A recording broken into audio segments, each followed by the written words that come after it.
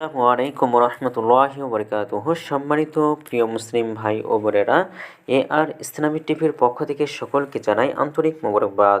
আশা করি সকলে ভালো আছেন। আমি আলহামদুলিল্লাহ আল্লাহর রহমতে ভালো আছি।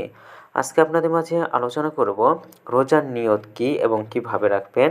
রোজার নিয়ত আরবি বাংলা উচ্চারণ অর্থ সহ, ইফতারের আগে এবং পরের দোয়া আরবি বাংলা উচ্চারণ সহ এবং সেহরি এবং ইফতারের ফজিলত সম্পর্কে চলুন আমরা জেনে নিই।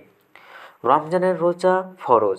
হিজরতের 1.5 বছর পর স্বয়ং আল্লাহ তাআলা রোজা পালনের নির্দেশ দিয়েছেন। তিনি বলেন, তোমাদের উপর রোজা ফরজ করা হয়েছে যেমন তোমাদের পূর্ববর্তীদের ওপর ফরজ করা হয়েছিল, যেন তোমরা তাকওয়া অর্জন করতে পারো। সূরা বাকারা। রোজা রাখার মাধ্যমে মানুষ আল্লাহর নৈকট্য লাভ করে, বিপুল সওয়াব এবং অনুকম্পায় ঋদ্ধ করে। রাসূলুল্লাহ সাল্লাল্লাহু আলাইহি সাল্লাম বলেন, যে ব্যক্তি ঈমানের সঙ্গে সওয়াবের আশায় রমজানের রোজা রাখবে, আল্লাহ তাআলা তার আগের সব গুনাহ ক্ষমা করে দেবেন। সহিহ বুখারী শরীফ এবং তিরমিজি শরীফ। রোজার নিয়ত কী এবং কিভাবে? রোজা পালনে সাহরি এবং ইফতার গুরুত্বপূর্ণ, পাশাপাশি রোজার নিয়তও জরুরি। তবে এই ক্ষেত্রে রোজা রাখার উদ্দেশ্যে ঘুম থেকে ওঠা এবং সেহরি খাওয়াটাই রোজার নিয়তের অন্তর্ভুক্ত। বস্তুত মনে ইচ্ছাই হলো নিয়ত। নিয়ত মুখে উচ্চারণ করা জরুরি নয়, তাই কেউ মুখে নিয়ত না করলেও তার রোজাগুলো আদায় হয়ে যাবে। সূত্র আর বাহরুর রাই।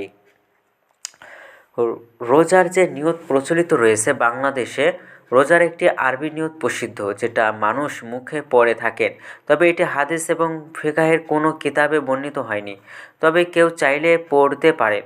তবে জেনে রাখা উচিত যে নিয়ত পড়ার চেয়ে নিয়ত করা গুরুত্বপূর্ণ। আরবি নিয়ত হলো নাওয়াইতু আন আসুমা গদান মিন শাহরি রমাদান আল মুবারাকা ফারদান লাকা ইয়া আল্লাহু ফাতাকাব্বাল মিন্নি ইন্নাকা আনতাস সামিউল আলিম।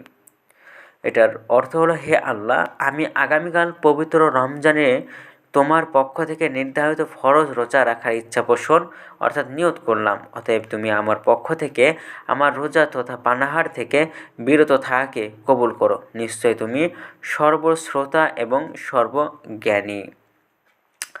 ইফতারের দোয়া হলো, ইফতারের আগে যে দোয়াটি করে আমরা ইফতার করব সেটা দোয়া হলো, বিসমিল্লাহি আল্লাহুম্মা লাকা সুমতু ওয়া আলা রিজকিকা আফতারতু।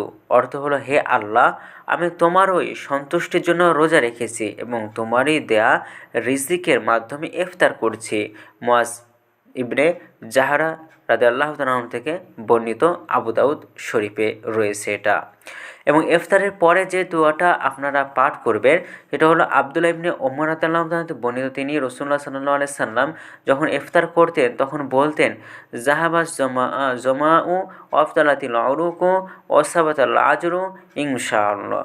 অর্থ হলো, ইফতারের মাধ্যমে পিপাসা দূর হলো, শিরা উপশিরা সিক্ত হলো এবং যদি আল্লাহ চান সওয়াবও স্থির হলো। আবু দাউদ শরীফ।